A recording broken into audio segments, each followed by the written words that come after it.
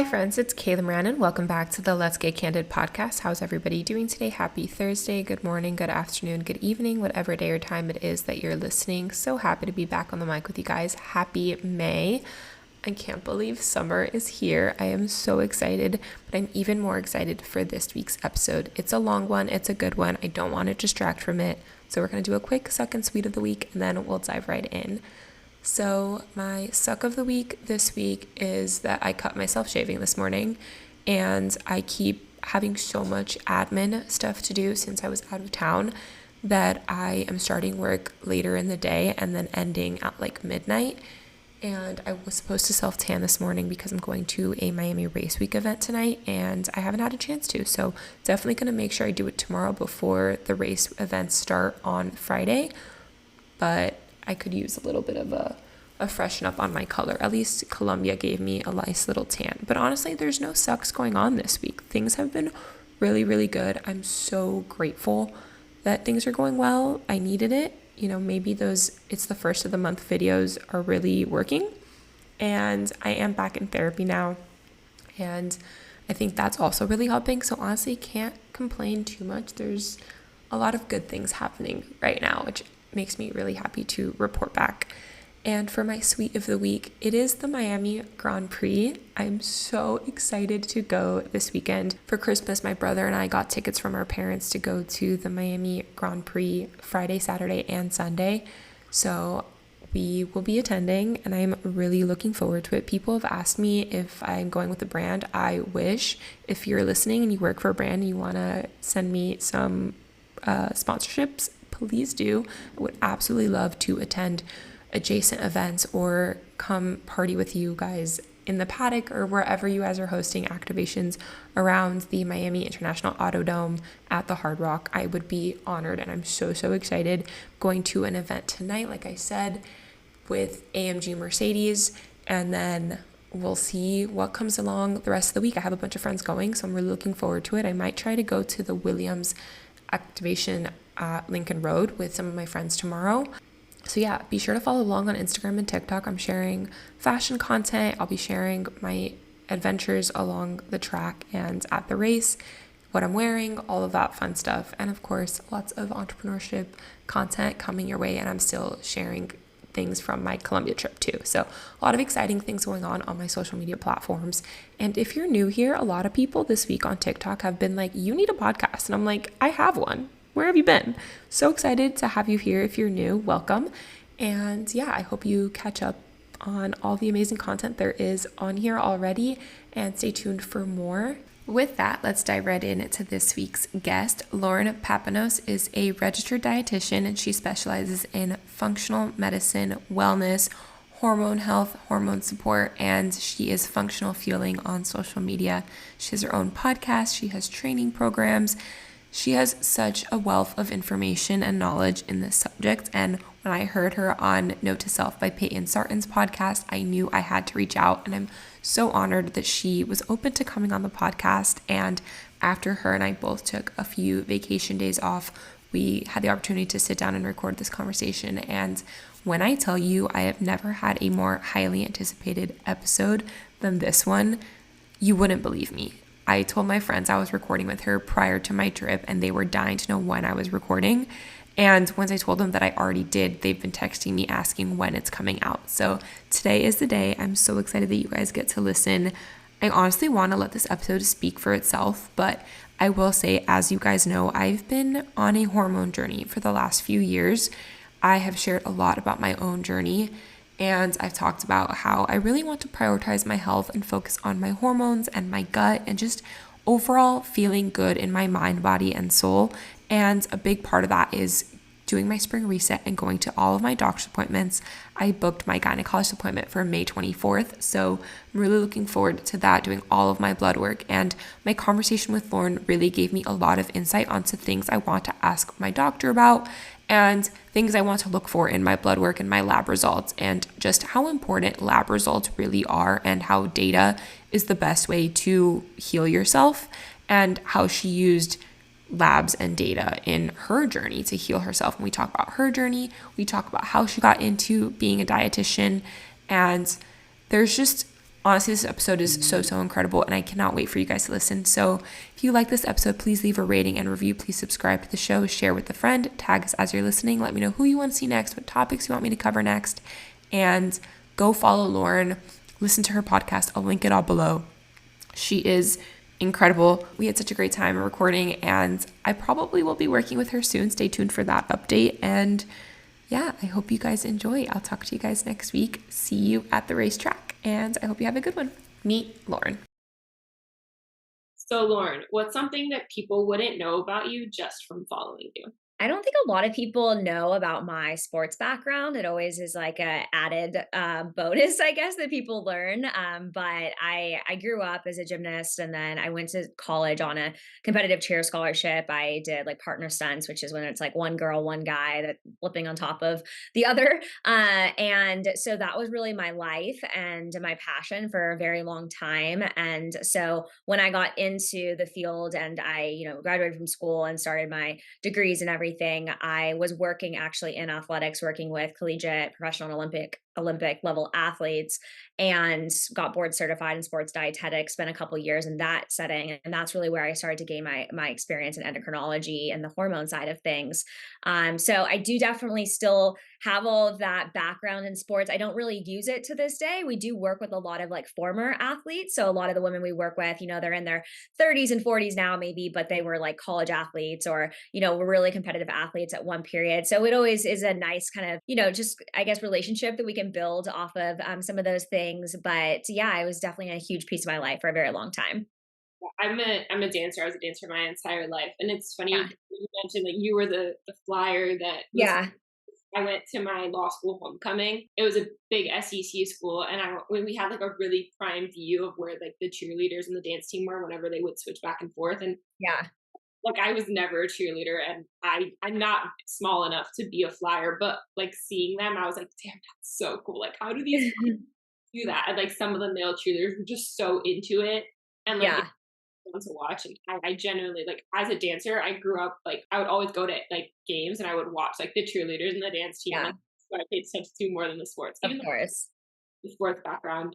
But Yeah. fun also too, like they always say like athletes, dancers, like anything like that, like it does affect your body, your hormones. And my entire life, I was like, I remember being in middle school. I was 47 pounds in sixth grade. I was like tiny, Mhm. super small. Like could not gain weight no matter how much I ate because I was working out so much outside of school dancing.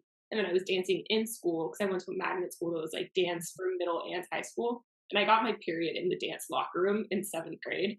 And I remember, I don't know if I was one of the first ones, but like nobody was really talking about it. And I just like wanted to take off my tights in school, like before going to class. And I was like, oh, like I guess. And my teacher was like, I don't have any pads left. Like, I'll have the tampons. I was like, I've never used that. And like my teacher, Yeah. Oh my my mom, goodness.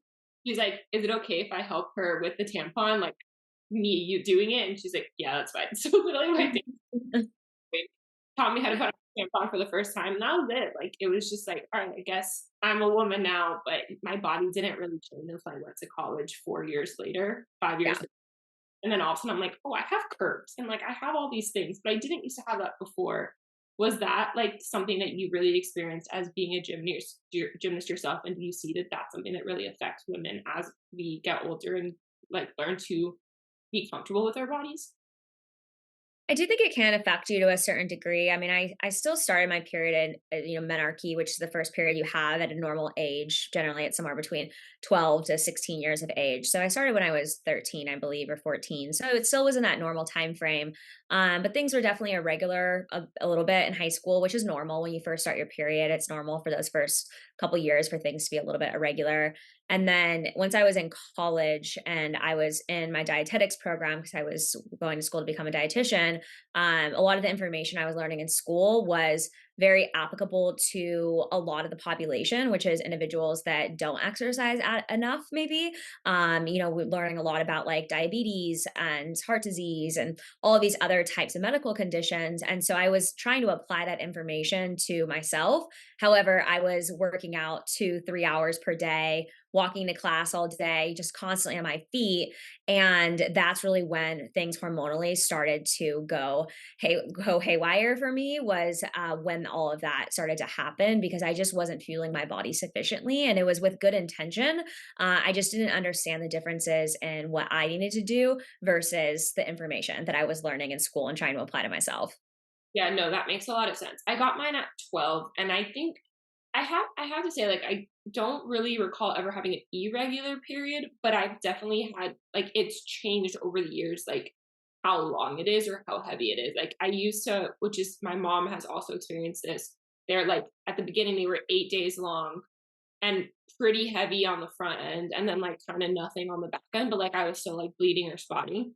And then I got on birth control, and then that was fine for a few years. And then getting off birth control, like it's taken these 3 4 years that I've been off of it to kind of get back to it. But now I'm back to really heavy periods, super heavy the first 2 days, and then the second 2 to 3 days are just kind of like almost nothing, to the point where it's like, is it over? And then but it's not. And I don't really know if it's over, and I don't really know when it fully starts because I'll be spotting beforehand until it's like super heavy to the point where I faint, and then Mhm. like fine the next day, and it's like, what the heck just happened? So that's why I've been like really struggling with my hormone journey in the last few years. But do you think, like, what are some signs for people who are like, I don't know if my period is regular or irregular, or is this normal? Because we hear a lot like cramps aren't supposed to be that bad, or like that's not normal, but what is supposed to be a quote unquote normal period? Sure. Well, a little bit of fluctuation is normal and expected, but one of the things we want to look at is large fluctuations in date ranges. So, a lot of people focus a lot of energy on their period, but actually, the most important event of your menstrual cycle is ovulation. And so, a lot of people might use period tracking apps that go based off the calendar method, but those don't actually know when you're ovulating. They just guess based off of when you should be ovulating based off your cycle length. So we really want to first and foremost is be tracking ovulation because the only way that you can have balanced hormones is if you ovulate. So like the situation you explained where you're like spotting for a couple of days and then having like really heavy bleeding, most commonly we see that with low progesterone levels. And so there could be two situations is you could either be ovulating but then you're not then making adequate progesterone for ideally 10 to 14 days, which is what we want to see before the uterine lining starts shedding and you have a period. Or you could be having anovulatory cycles, which means that you're having a period, but you're not ovulating. And that's very common for women when they do come off birth control. It's also really common when you are under fueling, which is the situation I was in, because your body is kind of in this like yellow flag situation, right? Where it's like, okay, we haven't completely shut off the reproductive system, but we're not quite getting that great stimulation between the brain and the ovaries to make adequate levels of hormones. If we kind of back up a bit, when it comes to how you make hormones, your brain sends stimulation hormones that are called FSH and LH, which stands for follicle stimulating hormone and luteinizing hormone. And FSH is how we make estrogen. So that FSH comes from the brain, stimulates down to the ovaries to make estrogen. And LH comes from the brain a couple of days later and stimulates down to the ovaries to make progesterone. So when we're trying to figure out where the hormone imbalance is beginning from, we want to look at is what's going on with the estrogen progesterone, but then also what's going on a step before that with the FSH and LH, because that tells us the full story of where the hormone imbalance is initiating and where we can really intervene to be able to improve things. So that timeline is really important. And if your ovulation time frame is consistent, your period time frame should be consistent. So, generally a fluctuation of about 2 days before or after your normal time period is normal. But if your ovulation is like on day 14 one month and then it's on day 17 or 19 another month, that's definitely a red flag that we want to look into. If your periods are really short, if your periods are less than really 26 days or they're more than 40 days, those are some indicators that we're also starting to run into some red flag territory. There's a lot of others beyond that that are like symptom wise, which we can talk about if you'd like to. But just from a timeline perspective, those are some things that we can start with. No, this is super helpful. I use Flow, and I have like the premium version, and I'm able to, and I'm pretty good. I actually think it's super interesting plugging all the symptoms and seeing like the articles that they come up with. And based off of that, it says I have like a 28-day cycle, and I can sense when I'm ovulating. I mean, maybe considering based off what you said, and like I want to ask you too, like how to get these levels checked, what to ask for, which your doctor should be looking for. But I can almost sense when I'm ovulating. Like I will about a week and a half before my period, I'll feel like cramps. And it's like, okay, like I that, and then I'll look on Flow and it's like, you're probably ovulating today, or like you're really fertile right now. It's like, okay, that makes sense. And then 10 to 12 days later, I'll start spotting. And then I'll like spot for 1 or 2 days, and then I'll get my heavy period day. And then the next day it's like pretty heavy to medium. And then I'm like spotting again for a few days, and then we start all over. So it's Mhm. pretty regular in that sense. Like I can tell when it's gonna happen. It's just like it's weird that like I spot. I don't know how normal, like how much you're supposed to spot before and after it starts. Like, or maybe that's just like my body and that is normal. But I don't know. To me, it seems like maybe it's not. And my mom now is like going through menopause, so she, and doesn't remember her experience. And most people don't talk about this stuff. So that's why I really am excited that I get to talk to you about it. But yeah, what are some indicators, or how can your doctor test for these kinds of things, like those levels that you mentioned? Yeah. So just to kind of back up with the ovulation cramping, that can definitely indicate that you are ovulating. However, I will say for a lot of women, they do feel that, but they aren't actually ovulating. So it's so, so important that we're not using the calendar method to track our periods, that we are using basal body temperatures. That's really the most accurate way to know where you are in your cycle and if you're making adequate progesterone. So I just want to encourage anyone that's listening to really dedicate some time into starting on basal body temperature tracking. It's so critical to understanding where your hormone levels are and why there could be like irregularity happening or spotting and things of that sort. There's a couple different ways you can do it. You can either just purchase a thermometer and check your temperature under the tongue each morning when you first wake up. It needs to be before you leave bed and before you drink water, really do anything. What you should see is that about day 17 or so, and it could be anywhere between like day 14 and 20, depending on each individual cycle length, you should see a temperature spike of at least zero point 0.5 to a full degree. And that temperature should stay elevated for at least 10 days. And then it should drop down on the day that you start your period. And then it should stay low for really the next 2 weeks or so until you ovulate again. So there's two things you want to look at is one, are you getting a temperature spike of at least zero point 0.5 to a full degree? Two, is that temperature spike staying elevated? Because that can also be a hormone imbalance that's called luteal phase defect, where women will ovulate, but then their temperature drops back down. And that temperature is all driven by progesterone production. So if either there is no temperature spike happening, or the temperature spike is happening, but then it's coming back down, it's going back up, there's a lot of fluctuation happening, then that tells us that we're not quite making enough progesterone. And that could be why progesterone is what helps Bill to reduce all of the PMS symptoms. So if you're having PMS symptoms, if we're having issues with fertility, if we're having spotting, those can all be indicators that that progesterone's either not getting elevated at all, or it's not staying elevated for long enough to be able to really get that stimulation that we're looking for. So that's definitely something to really look at. And you can do that at home. You don't even need like a hormone testing panel to understand if you're making enough progesterone. So I would start there before you even go get your hormones tested. Is start with that at home measure. It's really cheap. You just need a thermometer.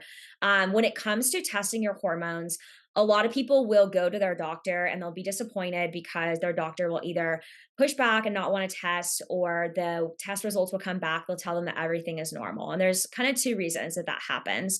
A lot of doctors don't specialize in endocrinology. Even a lot of endocrinologists, they specialize more in diabetes than they do in women's hormones.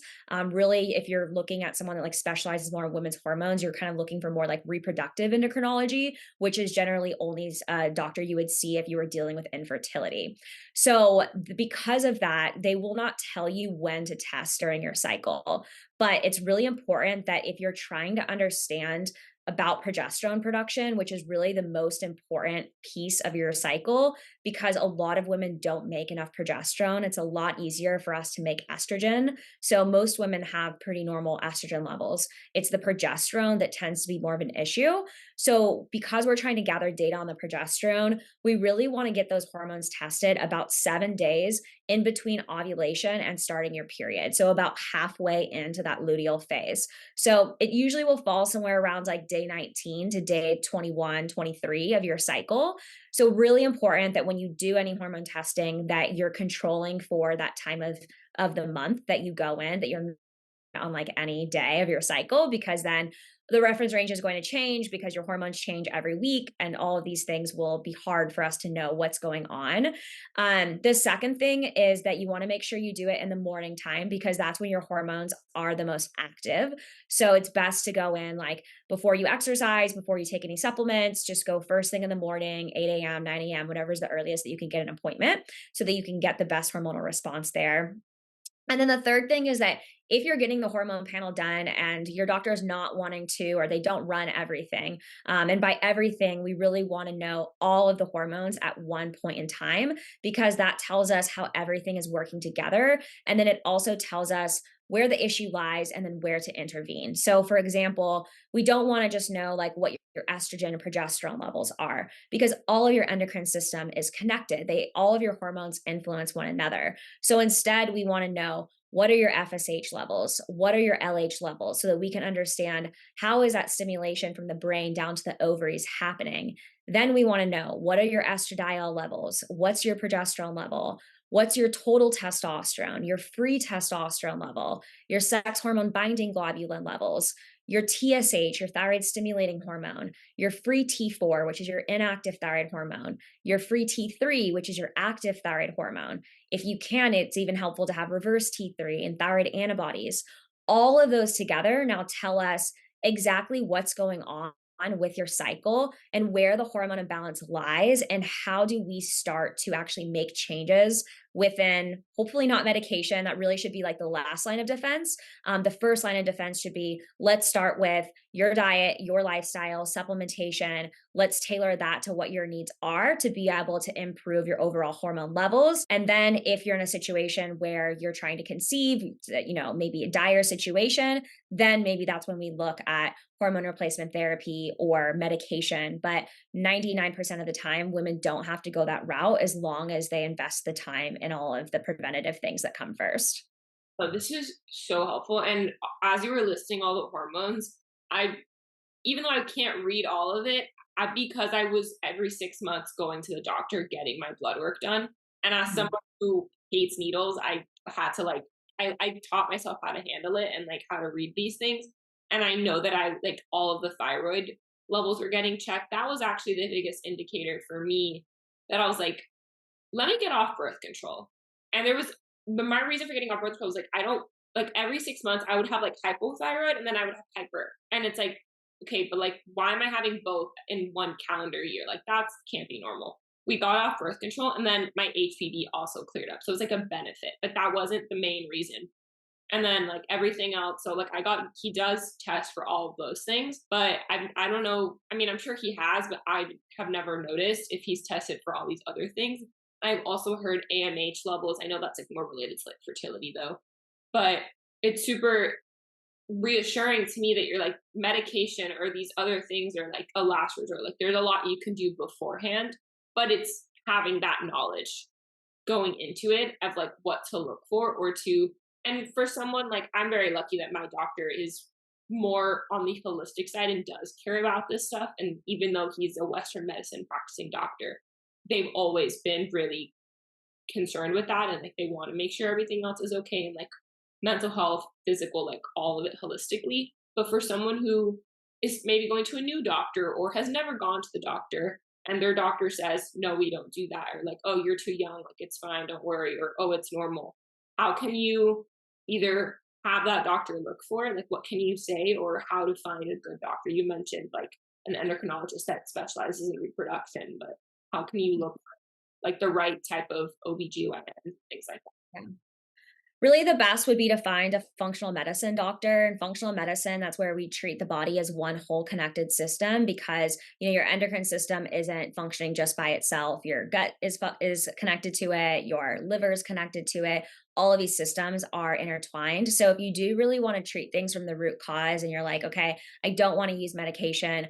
I know that I want to do this the natural way, which is 1000% possible, then that's really where you want to consult with someone that does practice functionally or integrative. They're kind of one and the same term. We use them interchangeably.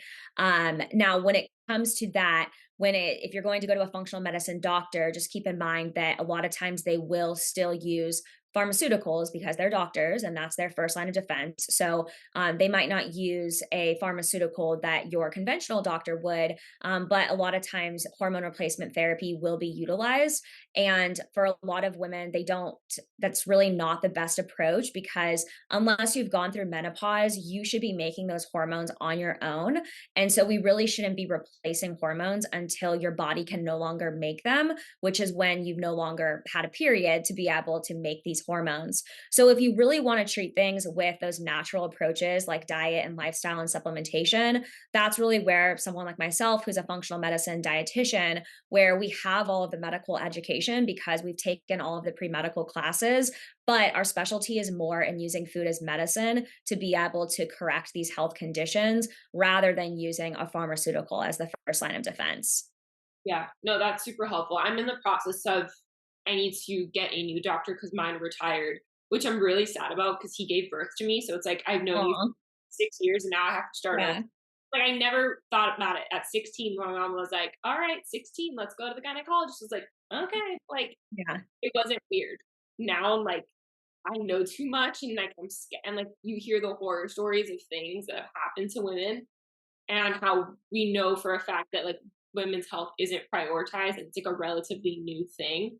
I'm like, I'm just so scared to go to someone new. But that is really helpful to like, and it's something that I've been really wanting to look for. Like I even asked you via DM, like, do you know anybody in Miami that does that? Because I don't know where to go. But I've asked a couple people here and I got in some recommendations. So we're gonna do that. That's the journey this summer. But Mhm. I'm curious, like for you, what and I want to talk about the food piece as well, because I have like your thyroid grocery list and like all of that, which I think is incredible resources. But what was your journey? What made you want to be a dietitian? And then how did you realize that this is like what your calling was? Or was it something that happened in your own life? Or what was your experience with this, both Mhm. as a dietitian, but like on a personal level as well? Yeah. So, I mean, I always loved science growing up. So I knew I always wanted to be in the science field. I didn't really know if it was going to be healthcare or what that was going to be. But when I got to college, I quickly realized that if I was going to go into healthcare, that I was going to have to treat a patient in a way that I didn't believe in. I've always been very like holistically minded, just kind of the way that I was raised. And so that's where dietetics really fell into my lap because I was able to have that medical understanding of conditions, but also be able to treat things in a way that I really believed in. And that, like I said, was primarily through using food and herbs and professional grade supplements as the line of defense and lifestyle. So that's really kind of what gained my interest in dietetics. And then when I was in school, and the reason why I got into endocrinology side of dietetics was because I was dealing with my own hormone issues, like I mentioned, and I was really just trying to fix myself. I had gone to every doctor, every specialist, lots of holistic practitioners of different sorts, and really no one was putting all the pieces together to be able to help me. It's like some of my labs look normal, some of them didn't, but there really was no solution of what to do. A lot of people were just kind of throwing spaghetti at the wall to see what stuck. Nothing was sticking. And so I just had a really resistant case and it was really frustrating. And so that's when I really took matters into my own hands and started to really dive into learning from the experts in the field, doing a lot of continuing education so that I could really become an expert myself to be able to heal myself. And then I did. And it just so happened that as I started my career working in sports dietetics, I was working at UCLA. We were doing quite a bit of research in looking at bone stress injuries and female athlete triad, which is essentially where a female athlete doesn't have a menstrual cycle because there's an energy deficit between how much they're eating and how much they're exercising. And so we were doing a lot of research with that, was looking at hundreds and hundreds of athletes every day. And so I was just getting really experienced reading labs and using nutrition as the line of defense.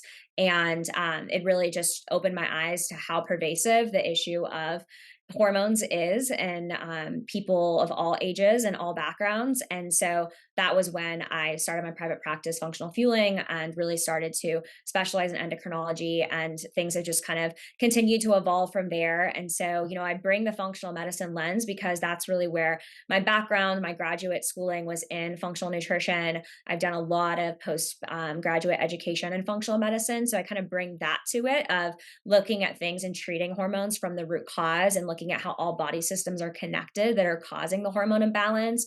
But really, our specialty is in working with women that have conditions like PCOS, hypothyroidism, Hashimoto's, and other types of endocrine disorders that are impacting things like their cycle, their thyroid health, their reproduction, all of those things. It's funny you mentioned like the bone density thing, and you talked about that a lot in the podcast. I originally met you on Peyton's Note to Self podcast, but that's something that I've never really done as a dancer my entire life. I've never worked out at a gym and like done weights like my entire life until I got to college. And I remember I had a bunch of guy friends, and I was like, "Can you like take me to the gym and teach me how to do this? Like I want to learn." But like guys, like they're so focused on their own thing, and also they're guys, like they don't know and they don't want to hurt me. So it's like, well, I was like, I'll take you and I'll watch you and make sure you don't get hit on by like weirdos at the gym. Because I don't know if this is every college, but the way that mine was set up is like the guys could literally watch the girls working out.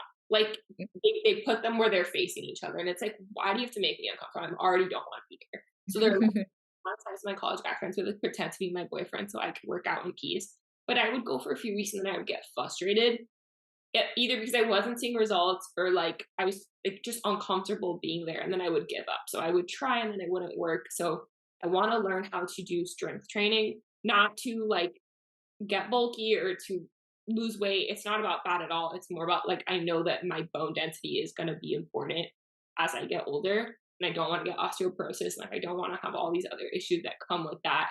And like I want to feel good in my body, and I don't want to be winded when I go up the stairs and like that kind of thing. But right now I'm like trying to focus on like yoga and Pilates, baby steps into like the gym. We're not there yet, but like you mentioned, PCOS and Hashimoto's and thyroidism and all these issues. And like you've mentioned something that until you had brought it up, I had never heard of it. I don't know exactly how to pronounce it, amenorrhea or something like that. And like they're very similar. Can you talk a little bit about like the symptoms you were facing when you were going through it, and like when you were trying, you said you're trying to fix yourself, like what was happening in your body and in your life that you're like something's not right here, and what could girls be on the lookout for? Yeah. So PCOS is one of the most common reproductive conditions in women of childbearing age. But there's also a lot of underdiagnosis and misdiagnosis that does happen because now that it's so common, a lot of doctors, that's kind of their first treatment or their first diagnosis to jump to if a woman comes in with either no cycle or irregular cycles. Maybe also saying that they are having difficulty losing weight. And it's kind of the trifecta. And how many women are having irregular cycles or no cycle and difficulty losing weight? A lot. So it can be tricky. There's three criteria that really have to be present in order for PCOS diagnosis to occur. It cannot just be cysts on the ovaries. That is a misconception. That can be one piece of the treatment trifecta, but there has to be two other components with that. One of the others is that there is irregular cycles or no menstrual cycle that's happening. Generally, we define like no menstrual cycle as more than 6 months without a period. The other one is high androgens. Androgens are what we call male-like hormones. And so these androgens can either be testosterone is high, it could be DHEAS is high, which is an androgen mainly from our adrenal glands. And sometimes things like DHEA, which is another androgen from our adrenal glands, is also tested. But generally, if you're getting blood testing done, it's DHEAS and total and free testosterone that are utilized to be able to diagnose PCOS. So those are kind of the perfect storm that we look at. There's also symptoms that can help with that diagnosis process, like hirsutism, which is dark coarse facial hair growth, whiskers, mustache, things of that sort. Hoarseness of voice, so deepening of voice, kind of that raspy, deep voice because of the elevated testosterone levels. Acne, oily skin, as well as hair loss on the head. Those are all very common symptoms because the elevation in androgens causes those symptoms to present. infertility because, again, the androgens cause that blocking of ovulation, and you need to ovulate in order for conception to happen. So a lot of times women don't find out they have PCOS until they're trying to conceive. Then they start having difficulties trying to conceive. They're realizing they're not ovulating. And then that is generally what leads to the diagnosis. But a lot of these things have been brewing for many, many years. A lot of times in my practice, what I see is that women had PCOS when they were 15, 16 years old, and they were having really heavy periods or irregular periods, maybe acne. And so they were put on birth control to be able to stop that. And birth control works really good at helping mitigate those symptoms and tricking you into believing you're having a period, even though you're not. And so then it really masks the symptoms of PCOS for 10 years or however long you're on birth control. But then because birth control is just a band-aid, it doesn't treat the root cause of the hormone dysfunction. Once women come off birth control, they're either back into the situation they were at when they were 15 or 16 years old, or sometimes they're even in a worse situation. They have like a rebound effect that happens after birth control. And so now we're having to kind of pick up the pieces of what could have been resolved when they were 15 or 16. But unfortunately, we're just a lot of times when girls are 15 or 16, their parents take them to the doctor and like, what's wrong with them? Just get them to stop bleeding so much or whatever it might be. Right. So we're just doing our They best. were 15 at one point too. What's But that? the parents forget that at some point they were 15 too. But I guess because probably when they were 15, they weren't even going to the doctor at all. Like that was 30 years ago. It was so different. So Yeah. it's like it's just crazy to think like the misinformation cycle that continues, and that's something that I've shared a lot my hormone journey or just my health journey in general and getting off birth control. And people are like, how do you not have acne? I've never had acne. No one in my family has ever had acne. So I can't answer that question. But people get really upset with me when I'm like, that's not my experience. I didn't never went on birth control for acne. I didn't even go on it for my period. I went on it because I was wanting to be sexually active and I was proactive. My parents have been together since they were kids. So they were like, I don't want you guys to do that. I want you guys to play the field, but like be smart about it. And so like they were really good about that. So it's like everybody does it for different reasons, but it really pisses me off, frankly, that doctors are so quick to be like, just get on birth control. It's fine. Like Yeah. cousins, like I have a 17 and a 21-year-old cousin, and like both of them girls, and both of them, like the minute they were like 16, they're like, yeah, my doctor told me I have PCOS, so I have to be on birth control. And I'm like, you probably don't, but like, Yeah. that's not my place. And like, I literally fight with them about it regularly, but I'm like, I don't really know if that's necessary. But I mean, hey, if that's what works for you, that's what works for you. But it's just, that one, that fires me up. I'm sure it fires you up too. But what are some things to look for, like symptoms that in that 15 to like 21 range when, our bodies are changing the most, I think, at least for me, that was my experience. Like, what can we look for? What are normal signs that like everything is working right? And what are in these developmental stages, what are some foods that we could focus on eating or supplements that could really help us on these hormone journeys? Yeah. So I'll just finish out the question about the difference between PCOS and amenorrhea first, because I know that I want to make sure that we like can distinguish between those two. So with PCOS, there is a completely different hormonal profile than we see with amenorrhea. So some of the symptoms do overlap in that there is irregular cycles or no cycle. But the actual, if we were actually to get the right lab data, we would be able to clearly differentiate between the two. With PCOS, we see high androgens. And with amenorrhea, we see low androgens. With PCOS, we generally also see high luteinizing hormone levels, high LH. With amenorrhea, we see low LH and low FSH. There's no stimulation from the brain down to the ovaries. The whole reproductive system has kind of been shut off. Generally, with PCOS, we also see a lot of those androgenic symptoms like the hirsutism and acne. We also generally see elevations in blood sugar and a hormone called insulin. We see the opposite with amenorrhea. We generally see low blood sugar levels and low insulin levels. So, from a lab perspective, they do look very different. From a symptom perspective, there is some overlap in that there are irregular cycles happening. When it comes to what the like dietary and lifestyle recommendations look like to be able to resolve these conditions and reverse them, it does look very different. And that with PCOS, about 70% of women are insulin resistant, which means that blood sugar plays a really big role in being able to improve hormone levels, as well as improving what's called oxidative stress, which is a marker of inflammation. That's what causes the follicles to not be as robust as they can be, and is also what causes a lot of the issues with like egg quality that can impact conception. So we really want to focus a lot of our energy on dietary strategies that are going to improve blood sugar management, that are going to lower those androgens, the testosterone and DHEAS levels, and also strategies that are going to improve and reverse that oxidative stress. Whereas with the amenorrhea, we really focus on is getting the body out of a fight or flight state, making sure that the body has adequate caloric intake, adequate carbohydrates and fat intake to be able to send the right signals to the brain that the body is in a safe place to be able to reproduce. And then sometimes there can be like underlying causes with that. Sometimes people have issues with like immune system things going on, like an autoimmune disease, an infection, stuff going on in the gut that can also cause amenorrhea. And so if those are at play, then we would treat those as well so that we can put the body in the healthiest position to be able to really send those clear signals of fertility, because a fertile body is really a healthy body that is, optimally menstruating every month. So that's just kind of the differences of like what they look like and what that approach is. When it comes to symptoms that women can look at when they're in those like young years, like I said, when you first start your period, it is normal for things to be irregular for about a year, sometimes 2 years.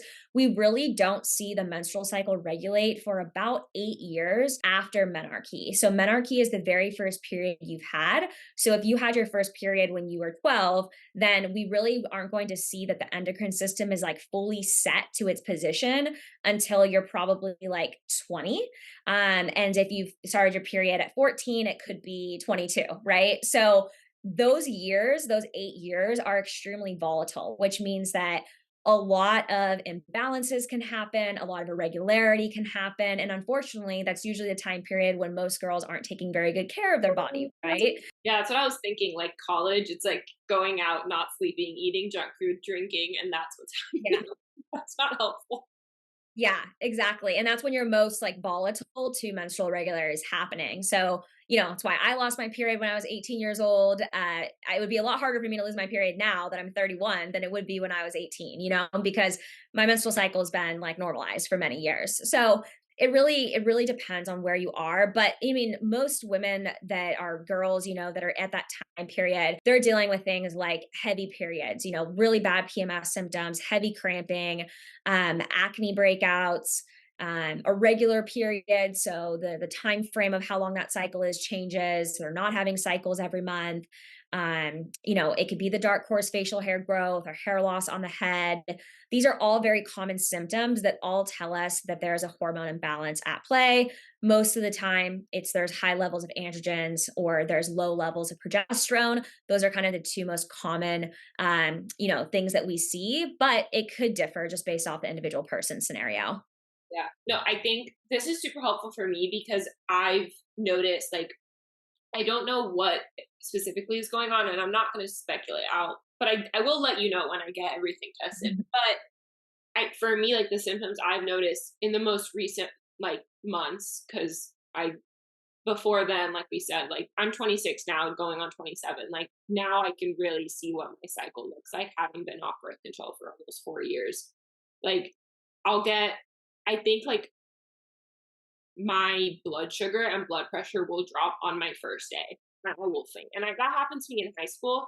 I literally, to this day, I don't lock doors, hence why the dog comes in. Never lock doors because in high school, I would, we would take a shower in the morning before getting ready for school.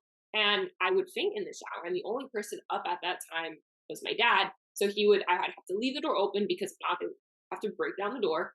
He would throw a towel over me and pick me up, put ice on my forehead and back of my neck, and I would go to school late because I could not miss school. God forbid in a Hispanic household you miss school, but like I would go late. And that hadn't happened for years. Like in college, that never really happened. Law school, that never really happened. I was on birth control though. And now that it's fully regulated, that started to happen the last few times. And like my mom, like last month, she literally had to do that. Like I was outside on the computer working. It wasn't even a hot day. She's like, I walked into the bathroom, I fell on the floor, and I like yelled, and she's like, "All right, are you on your period?" And I was like, "Yeah." And she goes, "All right, here you go to your bed." She like walked me to my bed, laid me down, gave me an ice pack, and like an hour later, I was fine. But it's just like in that moment, everything falls. And Mhm. I noticed like I have like more mustache hair than I used to ever have, and like I have like hair down here, and I'm like, okay, something is like weird, and like my gut issues for sure are also like there was a period of time like what made me want to get off birth control when like the hypothyroid hyperthyroid issues was no matter what I ate, healthy or unhealthy, I looked like I was 3 months pregnant from bloating, no matter what, and I was always like nauseous. No matter what I ate, I could eat Chick-fil-A, I could eat McDonald's, I could eat a spinach salad, and I just equally felt as horrible at all times of the day. And I was like, this can't be right. And that's starting to happen again, where I think I eat a really high protein fueled breakfast, and then I'm not really eating throughout the day because I'm busy. And like, I don't like eating processed food, which is all that there's in my fridge because that's what my parents get at Costco. And like, it's not my house. I'm not doing groceries for myself. I don't want any of that. I don't want to spend money to go out and get food. So then I don't eat anything till I eat dinner, which is a home cooked meal, thankfully. But it's like we're eating at 8:30 at night because that's when everybody's home from work. And it's like I start off the day really good and then it ends up like early working out. So I'm like, hey, something needs to give. But I want to get everything checked out and then make a plan from that point because I do know, like you were saying, it's super dependent on what's going on in your body, right? Yeah, absolutely. But this is so fascinating because I feel like a lot of people in my audience are in that 18 to like 25 range. And we're all going through this and we're all figuring it out. And like everybody's so concerned about acne or like bloating, but it's like for me, it's always been like deeper. And I think it's so hard to be in tune with your body because of society and like all the information out there. But for you, like you said, like being holistic has always been something that's been really important to you, and you were kind of taught to be that way at home. I'm curious, like I think you're Greek, right? Like that was like your family's background. Like that's something that they're probably very used to, right? From being like in Greece or wherever they were living before, like herbs and like you don't go to the doctor unless you're like dying. Like my mom, like that's how my family is. Like well, in Cuba, there was no medicine. It's like drink a Mhm. do this, put Vicks Vapor Rub on your chest, in the back of your head, go to sleep, wake up the next day, you're fine. Like it's not a big deal.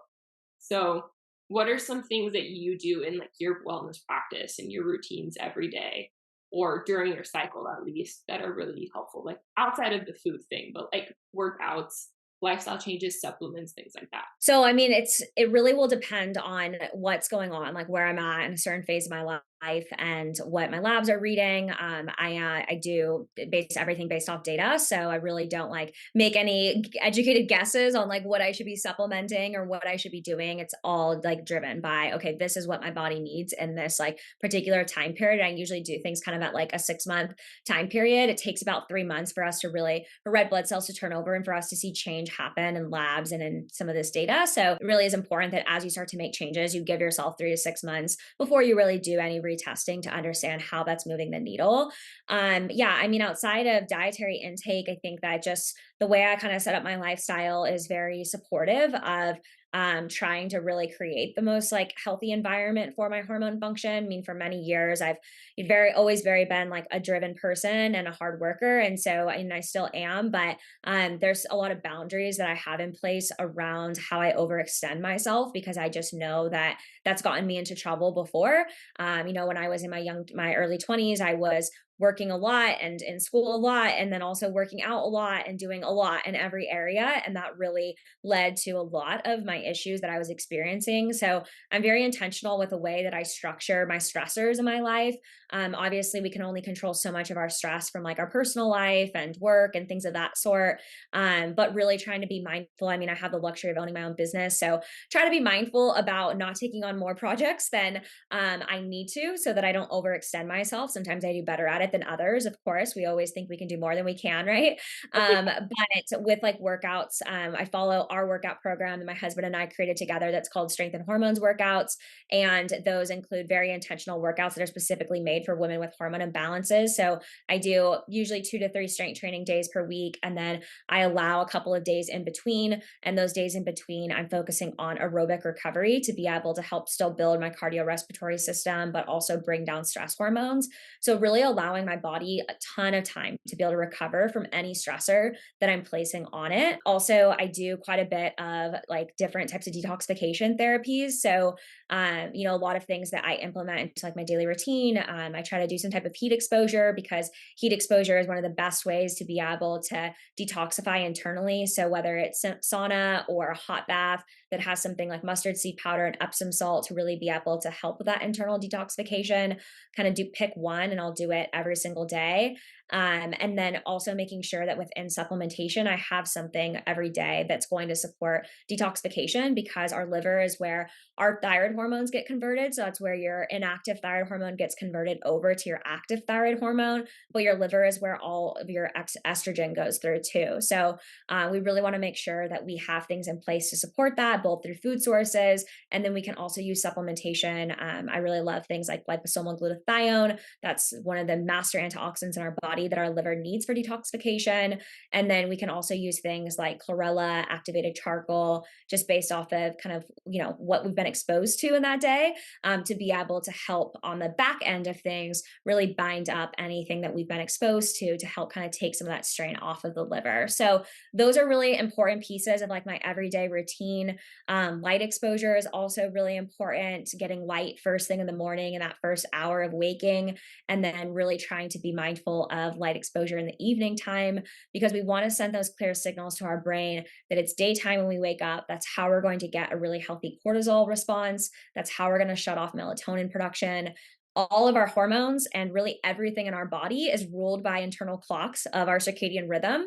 So, as I mentioned, you're the most hormonally active in the morning, but if we're not getting sun, then you're not going to be. So, we have to get that sun on the eyes, no sunglasses, no hat, so we can send that clear signal to our brain. It's daytime, turn on all of these robust hormone systems, start digesting, start detoxifying. And then on the back end of the day, sending those clear signals. Okay, it's dark out. We're not using any artificial light, and we are sending that clear signal to make melatonin production. And that's going to set us up for the best circadian rhythm, which is going to help support hormones. And it's going to set us up for the best sleep quality. And sleep is really where you make growth hormone, which is going to then lead to the best overall hormonal response. No, this is crazy. Also, as you were talking about like the detoxification, like what came into my head was like smoothies. I used to be such a smoothie person in the morning. And lately I've been like an eggs person in the morning, like with an avocado or something. I'm like, I think as summer starts coming and it's hot, I'm gonna start wanting more like a cold breakfast. So I think I'm Yeah. gonna do my smoothies and like throw in some charcoal or something in there. Well, Although just make sure with charcoal, it has to be at least an hour away from food. So, yeah, if you want to do chlorella in there or like cilantro, those are great binders. They're not as potent as charcoal is, but if you're going to do activated charcoal or B20 clay, any of those heavier duty binders, you want to make sure that they're at least an hour away from food or other supplements. I know a lot of like smoothie places and supplements they don't do that, but it is really important because it doesn't just bind up all the toxins. Think of it as like a sponge. It sponges up all of the minerals in that smoothie too. And you want those minerals for your hormones. okay, that's good to know. Do you have like a Yeah. recipe of or like any like a list of like the detox products that you use or how you kind of incorporate them into your routine? Because that's definitely something that I would want to reference.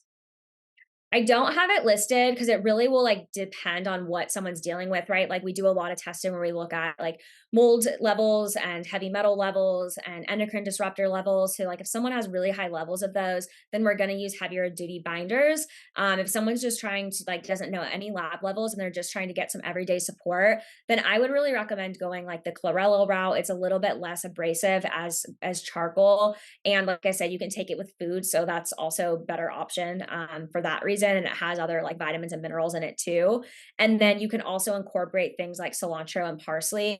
They're not going to bind up like endocrine disruptors like plastics and things, but they will help to be able to bind up heavy metals, which a lot of people have really high levels of like mercury and cadmium and things just from like everyday exposure of foods that they're eating. So they can be really great for helping on that end of detoxification.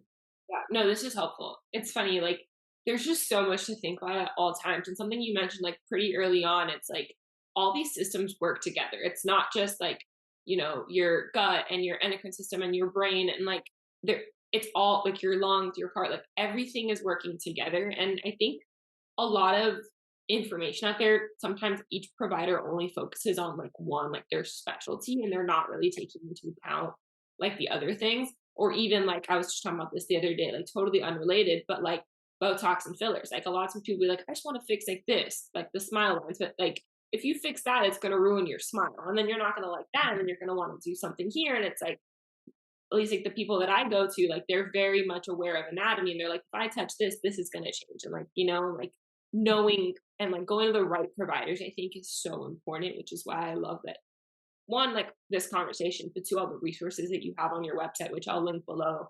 But I think it's just so helpful to keep that in mind, like that everything is so personalized and like not everything works for everybody. And also you have to give it time. Like you said, like it takes about 3 months. But you mentioned too, like everything you do is based off of labs. You obviously have access to it a lot easier. But for someone who doesn't or can't afford it for whatever reason, how can we how often should we be getting our levels checked? Or like which one should we be getting checked at least more regularly if we have to like pick and choose? Or like how often should we be doing these things and like what doctors, what providers should we be seeing frequently for these types of practices and stuff? Yeah, I mean, I would definitely recommend some like basic labs every 6 months where you're going to the doctor, you're getting like a complete metabolic panel that looks at blood glucose levels, looks at kidney function, liver function, a CBC that looks at all of your white blood cells and markers within your immune system. You can also check things like vitamin D levels, vitamin levels like B12 and folate, omega-3 levels, and things. Like those are some very basic labs that your doctor should be able to run for you. Unfortunately, sometimes insurance won't cover all of it. Like I know insurance last year, they stopped covering vitamin D.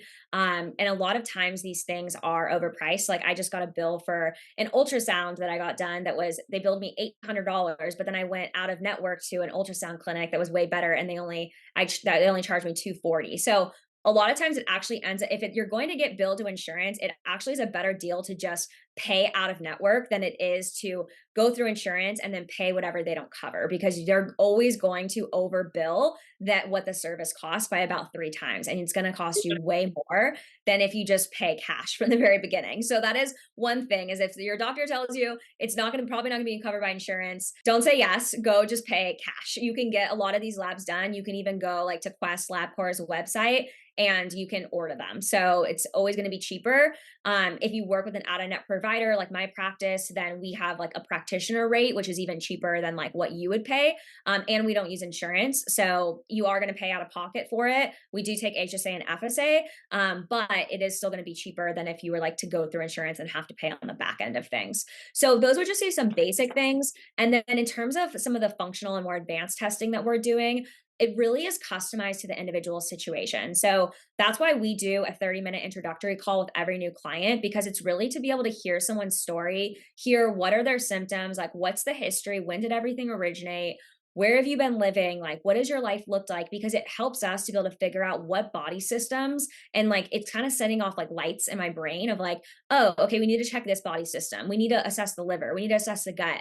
Even if you're coming in saying, I have irregular cycles, I'm going to ask questions of all of these body systems to figure out why are the irregular cycles happening. And it might not just be as simple as we need to test your hormones. It's usually not. 90% of the time, it's we need to look at the gut or we need to look at the liver, because there's other complexities that are causing the hormones. Hormones are never the root cause. They're always the side effect of something else in the body going off balance. And the hormones are just a response system to somewhere else not functioning as optimally as it should. So for some people, that looks like, yeah, maybe doing a complete sex hormone panel where we're looking at all of your sex hormone levels and your thyroid hormone levels. For someone else, that might be doing that alongside of doing a GI map, which is a comprehensive stool analysis, or testing for mold, testing for endocrine disruptors, testing for mitochondrial dysfunction. So it is going to dictate your story is going to dictate so much of the labs you do. And for most people, you really don't need more than 2 tests. Like people that are going in getting like thousands of dollars of testing ran, it's just not necessary. There's no way that you're going to be able to address all those things at once. Really, we just need what are your core symptoms that are causing this issue? And then what are the labs that are going to fill in the gaps of what we can't figure out from our assessment of what your diet and lifestyle looks like? The labs really should fill in those gaps. And then that's what puts the full assessment together of, okay, we have this subjective information, we have this objective information. Now we know exactly what's going on with the situation, and we can game plan as to what your treatment plan will look like from there. Well, first of all, the quote that you said, hormones are the side effects. That like I literally wrote that down so my editor could make a clip out of that. I was like, be like the focal point because that's something that I definitely noticed in my body. But again, we don't there's just no information about that. Or now it's like everybody's talking about that. So it's like that's what people are looking at. And like you said, like doing $1,000 worth of tests might not be the answer, or it's probably not going to be because you can't fix everything. And Mhm. you have to start somewhere, but knowing where to start. And that, at least to most people, I think is like the hardest part. It's overwhelming. There's just so much to consider. And like you've been listing all these things, and even me, I'm like, that sounds cool, like all these different like metal tests, but like you said, like it depends on where you live, your lifestyle, all those things. Yeah. And I was listening to a podcast earlier today, and she said, I used to be super like routine and like systematic, and I realized I can't live my life that way. Not that those routines aren't helpful, but I have to be living for the life that I want. Like, who am I when I'm living my dream life? Like, what Mhm. is your dream so and so? Who are you? What are you doing? What's your lesson? Like, okay, that's the first part, clarity. The second part is becoming that person. And Yeah. when you're doing those things and those habits and those routines, if that's a routine, whatever it is, you start living the life that you want. That's when you can start getting all the tests done. I feel like to Yeah. really optimize, like you were saying, like the whole thing is system optimization, not throwing spaghetti at the wall and seeing what sticks. And I just think that's such a more reassuring approach, I think. And I'm curious for you, and like this is totally dependent on me. So like don't take this advice if you're listening, unless you were experiencing exactly what I've said I'm experiencing. But for me, like since I'm going to be doing this, what do you think I should look at? Especially I'm 26.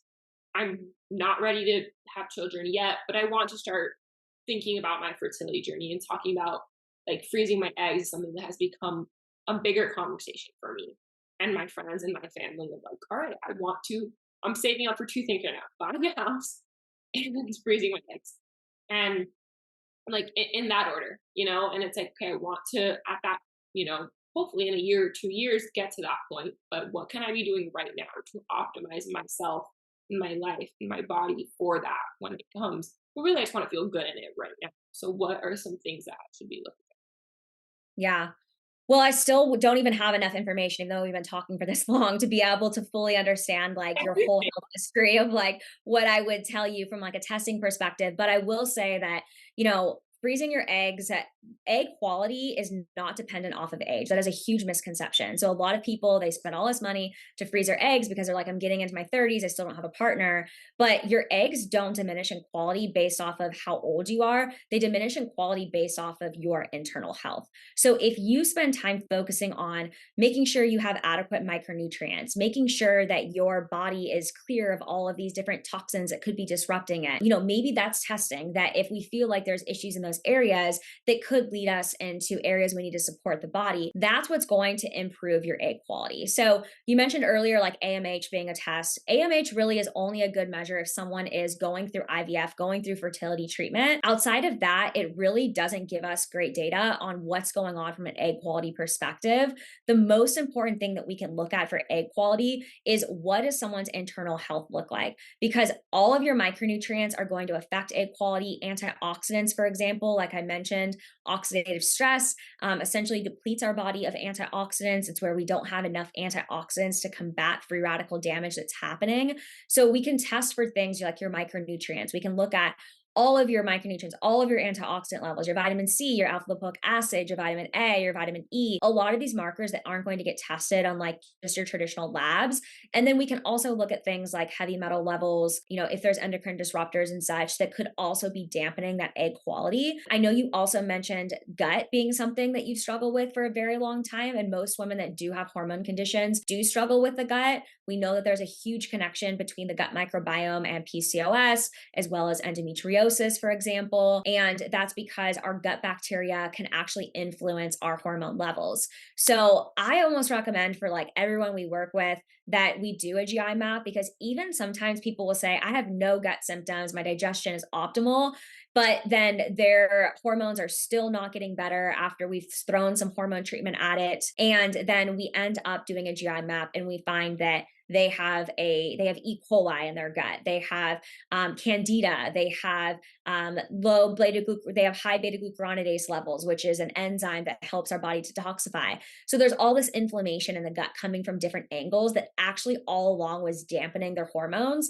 but they just didn't have any clear signs that could point to, okay, yeah, I need to do GI map testing. And unfortunately, the GI map isn't something that is done in conventional medicine. So like when you go to your conventional doctor, they might test you for like a parasite if you have parasitic symptoms. They might test you for H. pylori, but they're not going to look at all of this information at once. And they're not going to look at like your microbiome, your digestive enzyme production, gut inflammation, leaky gut, all of these markers alongside of it. So I would definitely say, just like based off what I know so far, probably doing some gut testing would be helpful. And then if one of your goals is egg quality, whether you decide to freeze your eggs or you want to just supercharge your eggs so that you can easily conceive going into your 40s, if that's, what that timeline looks like, then we really want to make sure that we have adequate micronutrient levels. So doing micronutrient testing can be helpful for that, and that your body doesn't have any like toxins that it's holding on to. Yeah, no, this is super helpful. And as you were talking about the GI map, I actually, going back to like 21, 22, when I was getting off birth control, it was like we didn't do a full GI map, but that was why my gynecologist was helping me with the HPV, but my primary was the one that was like also doing my labs. And he was like, something's, I don't know, like he was about to send me to an endocrinologist and like a GI doctor. He was literally borderline about to send me to one. He was like, before we do that, get off birth control. How do you feel about that? And I was like, I'm scared. Like, I haven't been off birth control in I don't know how long. And he was like, are you even active right now? I was like, no. He was like, okay, then go talk to your gyno, see what happens. And he was like, my gyno was like, I'm scared because you're young and could be fertile. We don't know that right now. But if you genuinely feel like this is a good option, then let's try it. Within 5 months, so many of my issues cleared up and I no longer had GI problems. So I haven't gone through that whole process again, and it's been 4 years. So I'm like, I think that is something that, because I literally just got back from a trip 3 days ago and I've gone to the bathroom once. And Oh no. stuff that I have taken to try to go to holistic stuff. Yeah. Apricots, prunes, like the Hilma gentle bowel system. Like, I got a lymphatic drainage massage and it wasn't so like clear. I know something is wrong. And it makes me uncomfortable because I'm like, I want to go and I want to feel better, but I literally don't know what to do. So definitely want to do the GI map, and then like the micronutrients. I think that's something I definitely need to get better about, eating more regularly for my blood sugar. And that's always been something I struggle with, because I would literally go to school and I would dance for 2 hours a day during the 8-hour school day and then dance for 4 to 5 hours. And I'm constantly working out and not eating as much as I should, even though I was eating, and I was eating like rice and beans or rice and pork, and like I was eating like a full like meal and like avocados, vegetables, like I was eating healthy by all intents and purposes, but I was just working out too much. So that's definitely something to keep in mind too. But it's funny that you said, like, even though we were talking too long, there's still more information I need. Like, it's just crazy to think, like, I feel like I go to the doctor's office and they don't ask a lot of questions. They ask like, all right, when was your last period? Are you sexually active? What are you feeling today? All right, cool. Let's do this. And then like you walk out the door and it's like, I left feeling like that was, and like, that's not my experience with my doctor, because my doctors are great. But I know that that's a lot of people's experience. But even me, I'm like, I want to go in and be like, can we do all of these things? Like, why not? And, you know, And it's an investment. It might be really expensive if I'm paying out of pocket, but at this point in time, that's important to me. And I think I'm glad that it's starting to be talked about a lot more. But as we wrap up, there's been a lot. Like, what can you, like, in summary, basically, like, for someone who is in my age range, 25 to 27, really worried about all of these things, and like, we're looking to the future, we're planning for all these things, and like, we might be in really high stress environments, and a lot of life changes are happening. A lot of people around us are getting engaged, married, having kids, buying houses, work changes, moving cities. Like, there's a lot going on in this time of like our lives. What are some things, like, whether it's diet or working out or supplements, or like, like what are like 3 to 4 things that each of us could be doing regularly to optimize our health?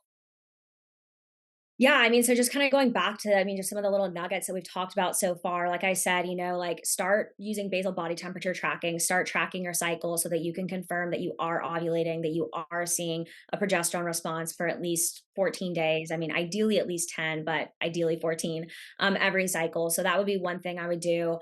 We talked about like the importance of just like that light exposure in the morning time. That's a really critical piece. So making sure you're setting up your day so that you're able to get outside. If you're not able to, then I would definitely recommend investing in like a white light lamp, which sometimes are called like light therapy lamps that you can use indoors, but outside is always better if you can. Making sure that you are really supporting all of these systems. And like I said, it's best to have information, data, labs, and things so that we can understand like what your individual body needs. But if you need some support for like the liver, then that could be something to look at really honing in on.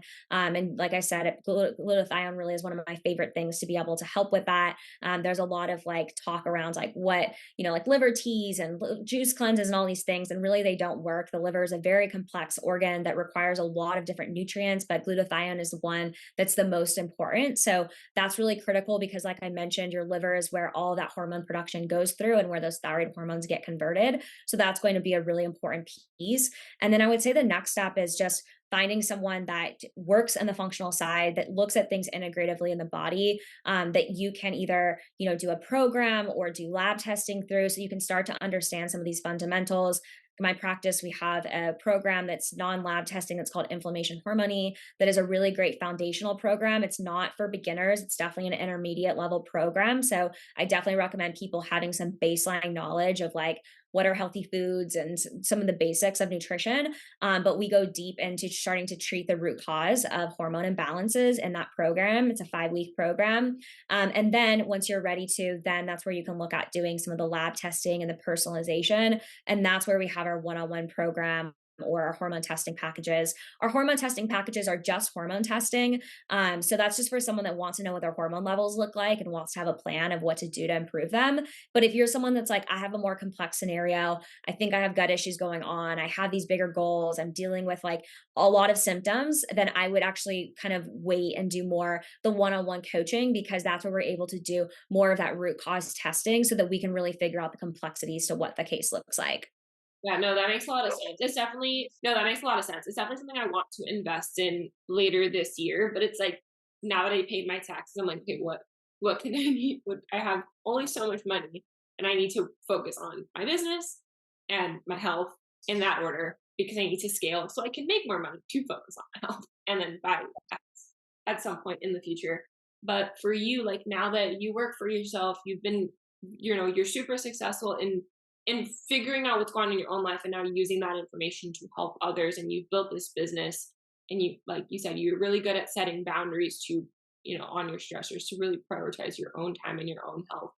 What are like the biggest takeaways you think for where you're at now from all the lessons you've learned along the way? Like, what can we, I guess, like, almost look forward to when we optimize, when we go through the process to do these 4 things that you just said, and like we go through these coaching programs and we optimize our health? Like, what are some like lifestyle tools that we can do, like setting boundaries, like explain something like that to really, be the best versions of ourselves? Yeah, I mean, I think it's just showing up as the best version of yourself and everything that matters most to you in life, and not being held back by feeling suboptimal. I think like when I was dealing with my own issues. I had acne and I had gained like 20 pounds and I was bloated all the time and I couldn't eat a lot of foods without discomfort. And so it would stress me out when I would travel or I would go out to dinner with friends. And it was just this vicious cycle that was like really impacting my quality of life, of like not being able to live a life that was like very free and flowy.